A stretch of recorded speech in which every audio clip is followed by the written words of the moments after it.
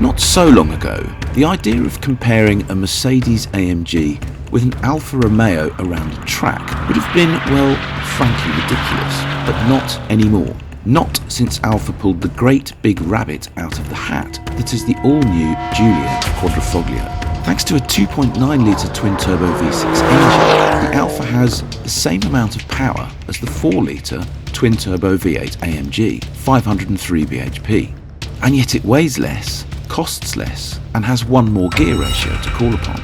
The rear-wheel drive Alfa also comes as standard on a rather trick set of Pirelli Corsa tyres, whereas the AMG runs on less sticky Conti Sport Continentals.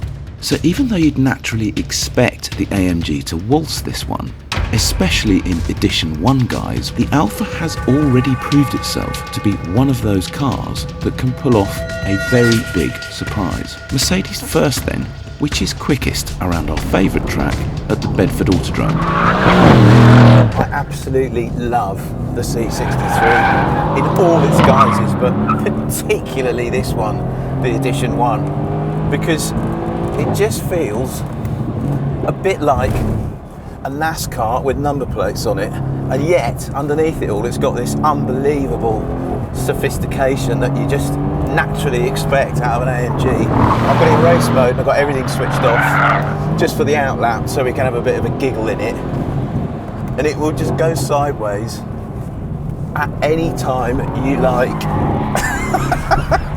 and it is a scream as a result.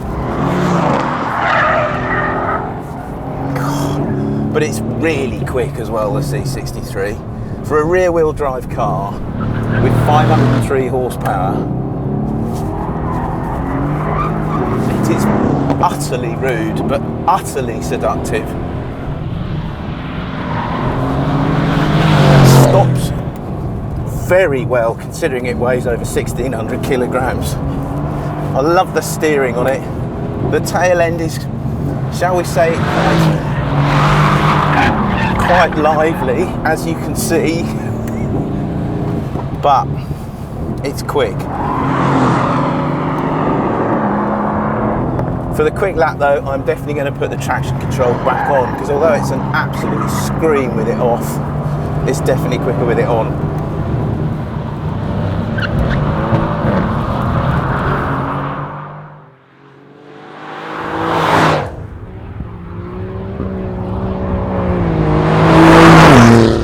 So the big question is, can the Alfa beat the established Merc? Well, we're about to find the answer, but before I do that, I'm just going to do a little bit of a warm-up lap, because the Alfa comes on P0 Corsas, which do need a bit of heat into them before they give their best. More trick tyres than you get in the Mercedes. The Alfa, as we know, has got 503 horsepower, exactly the same as the Mercedes. I've got it in race, which means, like it or not, you lose the traction control. But the Alfa is not just as much of a sideways hooligan car as the Mercedes, although it will do some pretty big sideways stuff, as you can see. Oh, tell you what, the Alfa feels pretty tidy. It instantly feels lighter and nimbler than the Mercedes.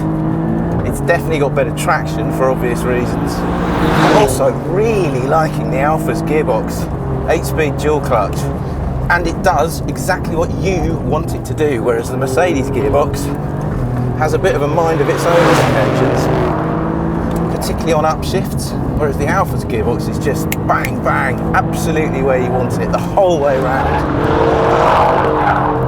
Typically Italian, super fast steering rack in it. But it's the traction and this, well, is it a Ferrari engine? It's flipping nearly a Ferrari engine. It's turbocharged, but you would not know it. The responses are just massive. Anyway, is the Alfa quicker than the Merc? I don't know. Let's start our lap now. Across the start line, they both feel seriously rapid, and they sound pretty tasty too. But the moment you hit the brakes into the slow second gear hairpin at turn 1, it's the Alfa that feels quickest, and that's mainly due to its lack of weight. Under brakes and on turning, the Alfa just feels lighter and more agile than the AMG, And so, in simple terms, it needs less space in which to slow down, turn, or accelerate. It quite clearly generates more grip than the AMG pretty much everywhere around the lap. Again, this is due to its absence of weight, yes, but it's also a consequence of the Alfa's tyres being that much stickier than those of the AMG.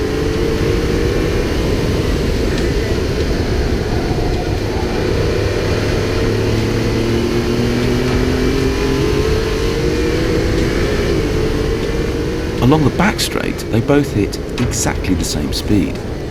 But then the Alfa's apex speed in the quick chicane was a couple of miles an hour up on the AMG. And through the last two corners, both of which are very fast and taken in fourth gear pretty much flat out, the Alfa again feels more agile and ultimately generates more speed. And in the end, the stopwatch just doesn't lie. The AMG monsters its way around the lap in 1 minute 23.1 seconds, which is more than decent for a rear-wheel drive car that weighs as much as this. But the lighter, just as powerful, even faster Alfa got round over a second quicker than the AMG overall, with a time of 1 minute 21.8 seconds. And that, as they say, is a right old result for the Italians.